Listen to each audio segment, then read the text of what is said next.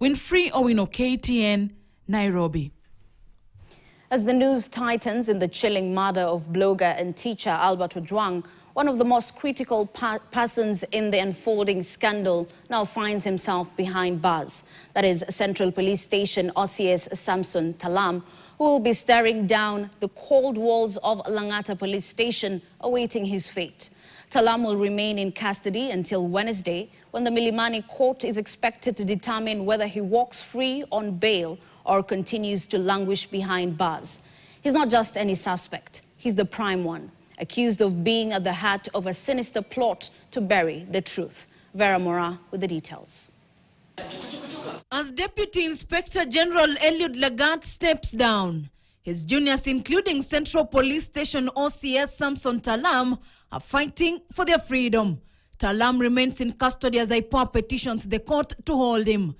However, the court directed that Talaam be back in court on Wednesday for the decision. The OCS has been named as the main suspect, with claims emerging that he ordered a technician to tamper with the station's CCTV footage. IPOA further argues that if released, Talaam might interfere with evidence and witnesses expected to testify. We'll be seeking an order that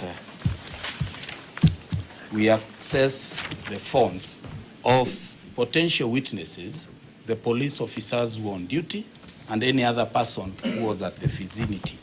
When we say that the respondent before you is likely, in the act of self-preservation, interfere with ongoing investigations, we are not plucking it from the air. In court, Talaam's legal team, led by advocate Dunstan Omari, pushed back, insisting their client was not even on duty that night, and that the case against him is stitched together with threats of speculation, not facts.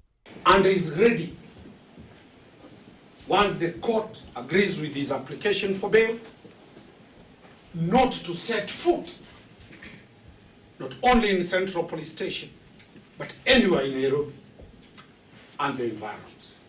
He is not afraid to be investigated. The manner in which the state has arraigned our client here is suspect. There are other extraneous reasons. But the court was unconvinced for now. Talaam will remain in custody until Wednesday, June 18th, when the ruling of his release will be made. And as the curtain raises on another chapter of this haunting case, fresh cracks have begun to appear in the official narrative. Contrary to earlier police statements that Ojwang was alone in his cell, IPOA says two suspects, Gina Moto and Collins Karani, were with Ojwang that night.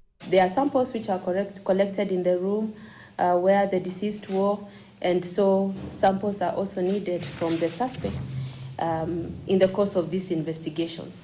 The two have been detained for another additional 14 days as investigations deepen. For their own safety and integrity of the probe, they'll be held separately, one at Mudangari and the other at Kileleshwa Police Station. Vera Mora, KTN. Well, let's wait and see how this case ends. But of course, Standard Group and KTN will be keeping an eye on the developing story to its logical conclusion while we take a break.